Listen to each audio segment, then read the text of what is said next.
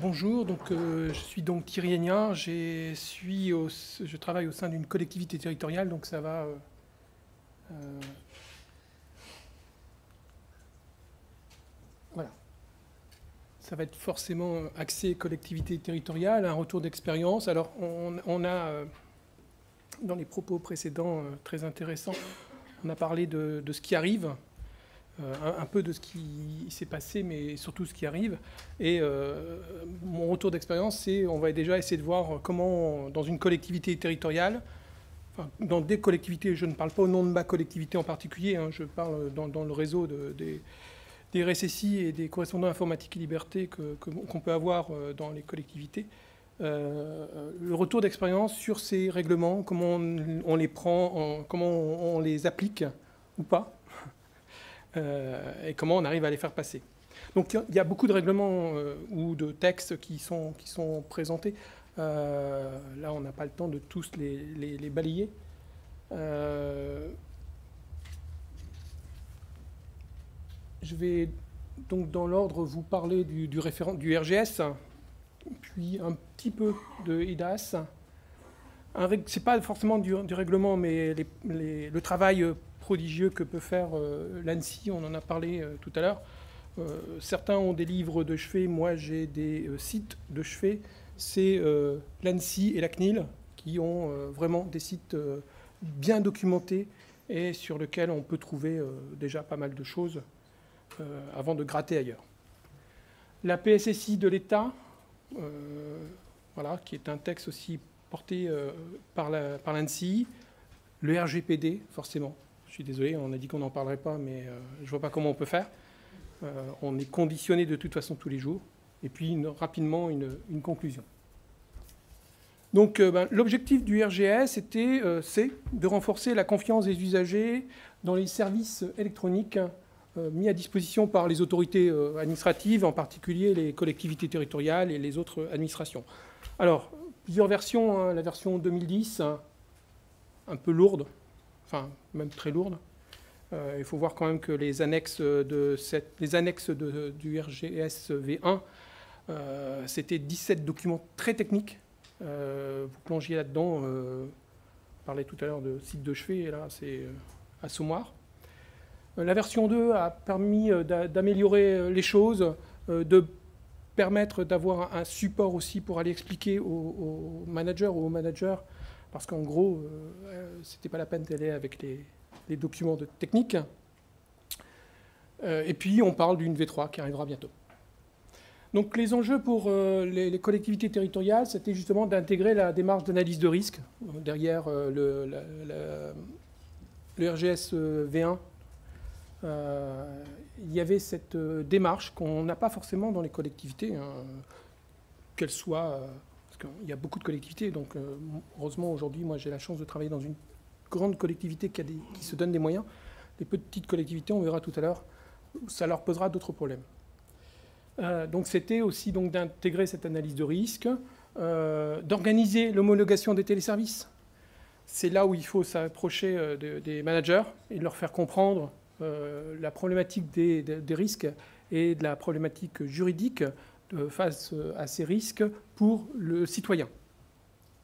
Donc ça veut dire créer le comité d'homologation et trouver les bonnes personnes. J'ai une expérience qui fait que le jour de la première réunion du comité d'homologation qu'on avait mené, on s'est retrouvé avec les adjoints des chefs de service. On a clôturé, puis on a relancé. Parce que ce n'était pas à ce niveau-là que les décisions devaient se prendre. Donc il y avait eu un défaut de communication et de sensibilisation. Et donc il y a vraiment un travail pour amener les dirigeants des collectivités, alors les élus, mais par délégation, les hauts managers des collectivités. Organiser donc l'homologation des téléservices, sachant qu'il y a deux aspects sur le RGS. Il y a le téléservice vers le citoyen qui, lui, doit être homologué, et après les téléservices entre administrations elles-mêmes, donc le SGAR, la PERI, etc., qui, elle, n'a pas forcément besoin d'une homologation formelle. Mais on doit quand même faire tout le travail, donc ça ne change pas grand-chose. Et puis, l'appropriation des références techniques, ces annexes, qu'il faut essayer de comprendre et essayer d'expliquer aux collègues de l'informatique. Moi, je suis aujourd'hui positionné à l'informatique, donc c'est assez simple d'aller les toucher. Ce n'est pas toujours le cas, malheureusement. Le RGS aussi, alors on en a parlé, le RGS c'est un peu lié aussi à informatique et liberté, puisque certaines normes simplifiées sur les téléservices en particulier font référence en disant si vous avez fait votre homologation, toute cette partie-là, c'est bon.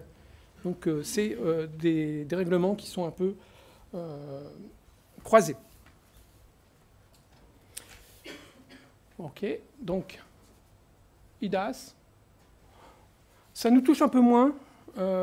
Parce qu'en fait, c'est la généralisation au sens européen, enfin, selon ma lecture. Hein.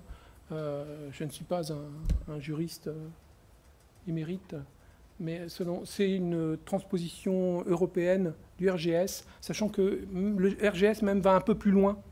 Et, le RGS n'est pas mort, puisque certaines pratiques proposées par le RGS ne sont pas reprises par IDAS.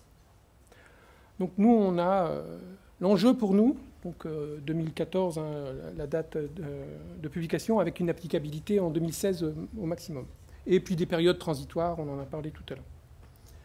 Donc l'enjeu pour nous, c'était l'ouverture, donc la dématérialisation des relations avec les citoyens et les fournisseurs, et l'ouverture aussi avec les codes des marchés publics, la dématérialisation des appels d'offres, et donc la possibilité et la nécessité de prendre en compte les offres européennes de prestataires qui venaient avec leur propre signature.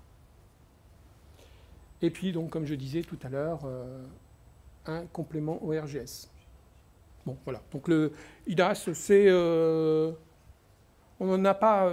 j'ai un peu retravaillé sur ce document pour cette présentation, mais ce n'était pas forcément rentré... c'est plutôt les acheteurs chez nous qui ont dit IDAS, attention, il faut mettre les bons éléments là où il faut. Alors, tout à l'heure, je parlais de l'ANSSI qui a donc, au travers de tout le travail qu'ils ont pu mener, fait des outils de qualification des prestataires et services, donc pour les audits, pour la protection des téléservices, ces choses-là. Alors ça ne s'impose pas directement, mais c'est un outil très pratique. Enfin, il faut regarder, parce que ça nous permet, par exemple, nous, d'alléger nos appels d'offres publics. On n'a pas besoin d'allonger la sauce avec des cahiers des charges très techniques. On se dit, voilà, si vous êtes conforme à telle qualification, nous, ça nous ira. Alors, il y a certains règlements qui nous disent, ça doit être comme ça. On parlait des téléservices, voilà, les téléservices. Mais ça permet d'élargir le profil et de se dire, nous, on n'a pas forcément l'expertise et on n'a pas forcément non plus les moyens d'aller chercher des expertises parce que ça coûte cher. Et donc, la mutualisation du travail fait par l'ANSSI nous permet, nous, de répondre plus facilement aux appels d'offres et de répondre aux exigences réglementaires. C'est une boîte à outils dans laquelle il faut aller puiser sans vergogne. Bon, je ne vais pas... la qualification sur le PRIS, le PDIS, etc., le PASSI, enfin, vous avez... je ne vais pas cloner le site de l'ANSSI ici. Allez voir, ils expliquent bien les choses pour la certification, l'eurodatage, les incidents de sécurité, les audits de sécurité. Ça, c'est aussi intéressant parce que de plus en plus, ça fait partie aussi à informatique et liberté, RGS, de qualifier la sécurité de nos systèmes. Et donc le PASSI est un moyen de mettre un tampon là où il faut le mettre, et un vrai tampon. La PSSI de l'État. Donc l'objectif de la PSSI, c'était pour l'État d'assurer la continuité de ses activités régaliennes et renforcer la confiance des citoyens et des entreprises dans les téléprocédures. Donc c'est encore lié, voilà, mais c'est plutôt donc, du côté RSSI. Donc c'était publié en 2004 avec... je n'en ai pas parlé sur les autres, mais la conformité, souvent, c'est... Donc vous avez 3 ans pour le faire. je publie, vous avez 3 ans pour... le RGS, c'était vous avez 3 ans. Là, la PSSI de l'État, chaque ministère avait 3 ans pour se mettre en... ministère ou direction décentralisée avait 3 ans pour se mettre en conformité avec cette PSSI de l'État, qui est un modèle assez classique de la 27000, qui fait une 50aine de pages, donc ça se lit assez bien. C'est un outil aussi de communication. Ça n'est pas contraignant pour les collectivités territoriales, puisqu'il y a séparation des pouvoirs. Néanmoins, ça nous a permis, dans les différentes collectivités auxquelles j'ai pu discuter et participer, de prendre ces pratiques et d'éviter le syndrome de la page blanche. C'est un élément intéressant à lire pour ne pas partir de zéro, et puis de dire, bah, tiens, ça, c'est intéressant, ça, il faut que je l'adapte parce que je ne suis pas forcément dans la bonne démarche.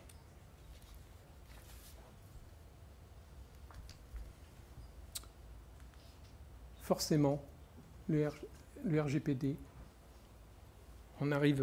enfin, c'est le mot à la mode, de toute façon, il faut en parler. L'idée donc du RGPD, c'est bien de redonner aux citoyens le contrôle de leurs données personnelles, et donc d'une vision sur l'Union européenne. On a rappelé la date, donc c'est la prochaine date butoir pour nous, en tant qu'entreprise ou collectivité au quotidien. C'est un sujet intéressant parce que c'est vraiment la première loi, le premier règlement sur lequel il y a beaucoup de buzz. Donc ça arrive par les services, ça arrive par l'informatique, ça arrive par le juridique, mais ça arrive aussi par l'extérieur. C'est-à-dire qu'il n'y a pas une journée où on ne reçoit pas un mail avec RGPD compatible ou des trucs comme ça. Donc même nos dirigeants en ont entendu parler, donc ça nous redescend. Donc ça, c'est intéressant. Ça, c'est le premier point. Le deuxième point, c'est là où il y a des exigences. Il y a des exigences financières, des sanctions qui parlent. Alors, on a parlé informatique et liberté, enfin, on a un peu parlé, mais c'est parce que c'est vieux, mais c'est quasiment devenu normalement au quotidien. Mais ça ne faisait pas très peur. Le RGS ne fait pas très peur non plus. Enfin, ne permet pas forcément... Il n'y a pas que la peur, mais n'a pas de levier qui permet de dire oui, mais voilà, si nous, en tant que collectivité territoriale, on n'y va pas, on pourra être sanctionné autre que par dans la presse ou une remontrance de la CNIL ou quoi d'autre. Les sanctions étaient assez faibles. Là, on parle quand même de sanctions de 20 millions d'euros d'amende pour les collectivités, puisque c'est 4% d'un chiffre d'affaires et on n'a pas de chiffre d'affaires. Mais... Donc ça commence à faire un peu réfléchir en disant, ah bah oui, il faut quand même, dans un budget, ça va se voir. Alors, là, les enjeux, bah, c'est prodigieux aussi, c'est de passer d'une culture déclarative à un engagement responsable. Ça, c'est une révolution. Pour avoir traité, donc je suis CIL depuis pas très longtemps, mais je travaillais avec l'ancien CIL qui était un juriste à l'époque. Les métiers, dans la majorité des cas, disent « je suis conforme, j'ai fait ma déclaration ». Oui, mais c'est pas parce que j'ai signé en bas d'un papier que je suis conforme. Qu'est-ce que vous avez écrit? Et le travail, depuis, ça fait un peu moins de 10 ans que je travaille avec le CIL de l'époque. Mon travail, c'était un peu le RGPD, faire du RGPD avant le RGPD. C'était d'aller voir les métiers en disant « Ok, vous dites que vous faites comme ça, que vous supprimez les données au bout de 2 ans, ou 3 ans, ou 6 mois. Techniquement, on appuie où pour le faire ?» Sachant que, étant de l'informatique, je savais qu'il n'y avait pas le bouton pour le faire. Donc, ça voulait dire qu'il fallait soit mettre le bouton en plus, soit mettre en place des processus pour dire, ben, on va par des techniques, mais des scripts, etc., qui vont derrière, dans le back-office, vont le faire. Et ça n'est pas forcément à l'idée du métier, et le RGPD est un moyen encore d'y aller une nouvelle fois. Donc ça veut dire aussi piloter et gouverner la conformité et les données. Je vous parlais tout à l'heure du comité d'homologation du RGS. Là, c'est encore une étape supérieure. C'est pas tout de dire, ben voilà, oui, faites-nous confiance, on a bien fait notre analyse de risque et on a mis un tampon. Là, c'est la violation des données, c'est les bonnes mentions aussi. Là, le grand débat avec enfin, pas notre marketing, parce que nous, on n'a pas forcément du marketing, quoique, dans les collectivités. Avec la com, c'est les mentions, oulala, il y en a trop, c'est tout petit, ou oh bah, je vais le réduire, hein. Je vais aller voir le CIL, quoi, en gros. Bon. Donc il y a cette démarche aussi à faire. Et un point important, c'est la désignation obligatoire du délégué à la protection des données pour les collectivités territoriales. C'est dans le règlement, c'est bien écrit dedans. Ça veut dire qu'il va falloir trouver d'ici le 25 mai, enfin j'espère avant, 40 000 DPO, enfin DPD.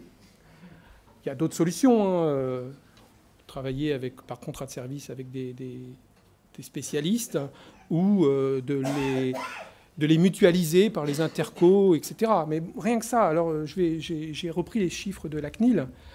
Aujourd'hui, les CIL, il y en a dans les 2/3 des régions. Alors je ne sais pas si c'était avant ou après, parce que comme il y a moins de régions, il y a peut-être des régions où il n'y en avait pas, où il n'y en avait qu'un, et puis hop, il y en a forcément plus. Un tiers des départements, 2/3 des métropoles, 1/3 des communautés urbaines, 1/10 des comités d'agglo et 2% des communes. Bon, sachant que c'est dans les communes qu'il y a le plus. Donc là, il y a un travail aussi important. C'est peut-être aussi pour ça qu'il y a beaucoup de communication auprès de nos dirigeants, hein, pour leur dire, par les prestataires de services, en disant, bah, de toute façon, vous n'y arriverez pas. Venez nous voir. Enfin, je ne sais pas s'il y a beaucoup de professionnels dans ce cadre, dans l'assistance. Je les amène à contacter les services informatiques et les services juridiques avant d'aller directement voir le manager, parce que c'est un travail commun. Sinon, on ne fait pas de la sécurité sans le juridique et on ne fait pas de sécurité sans l'informatique au détriment de leur quotidien. Voilà. En conclusion, la réglementation, c'est des contraintes et des opportunités. Il ne faut pas voir que l'aspect négatif des choses. Bon, forcément, c'est des contraintes, c'est s'approprier le corpus de textes, qui sont énormes, qui parfois disent le contraire l'un de l'autre, ou donnent des interprétations, donc en fonction de celui qui l'a lu, dira non, non, lui, il dit ça comme ça. C'est aussi faire face à des freins au changement, comme toute évolution. C'est des changements organisationnels, techniques et des processus, comme je disais tout à l'heure. OK, l'informatique ne peut pas tout. Supprimer des données, ce n'est pas forcément un petit bouton, mais simplement réfléchir à comment on fait. Et puis, après, se mettre d'accord. C'est aussi un des problèmes qu'on peut avoir aussi, c'est les règlements par rapport au quotidien. Je ne suis pas encore totalement persuadé que les éditeurs de produits spécifiques aux collectivités territoriales, qui sont parfois des niches, seront complètement conformes aux différentes réglementations. Et donc se pose à nous le dilemme en disant « j'ai un besoin, mais je n'ai pas d'outils conformes, je fais quoi ? Je ne prends pas d'outils, je me débrouille autrement, enfin, ou je ne fais pas. Ou je prends un outil qui n'est pas vraiment conforme. » On a aussi un travail, il nous est déjà arrivé, enfin dans ma carrière, il m'est déjà arrivé d'avoir des appels d'offres infructueux parce qu'on avait monté la barre trop haut, et puis le critère compatible, par exemple, je dis n'importe quoi, mais RGPD, non. C'était mortel. On arrête, et on part en ce qu'on appelle en marché négocié, enfin, voilà, et donc on est parti pour 6 mois supplémentaires. Et parfois, les métiers ne peuvent pas attendre, l'e-administration ne peut pas attendre parce qu'il faut répondre aux besoins du citoyen. Donc ça, c'est le côté contrainte. Les opportunités, c'est tracer les chemins grâce au cadre. Les réglementations ou les outils qu'on peut trouver à la CNIL ou à l'ANSSI sont des cadres qui permettent d'avancer, qui permettent de poser ce sont des briques au milieu de l'eau sur lesquelles on peut poser le pied. J'aime bien imager les choses comme ça. Donc on avance petit à petit, on attend peut-être qu'une brique sorte pour avancer, mais elle permet d'aller plus loin. Et puis ça permet d'améliorer la maturité de la sécurité des systèmes d'information des collectivités, par petits bouts. Donc c'est quand même des opportunités qu'il faut prendre à chaque instant. Donc si les réglementations ont des finalités différentes, elles partagent des moyens communs. Je pense que c'est Maître Mathias qui le disait tout à l'heure. Ces moyens, ces textes disent des choses différentes, mais ou c'est Thierry aussi qui disait grâce à tout ça, on veut améliorer la sécurité derrière, alors que ce soit la sécurité des données du citoyen, la sécurité donc du système, de l'administration, etc. Donc ça, c'est aussi très intéressant. Et c'est renforcer la confiance des citoyens envers leur administration publique. Donc ce sont, au final, pour moi, des réglementations qui vont au profit de l'administration électronique, de l'AI administration ou de l'AI démocratie, chose qu'on commence à voir. Donc, franchement, le bilan est, pour moi, positif. Voilà. Donc, c'est terminé. Je suis dans les temps. Merci à vous.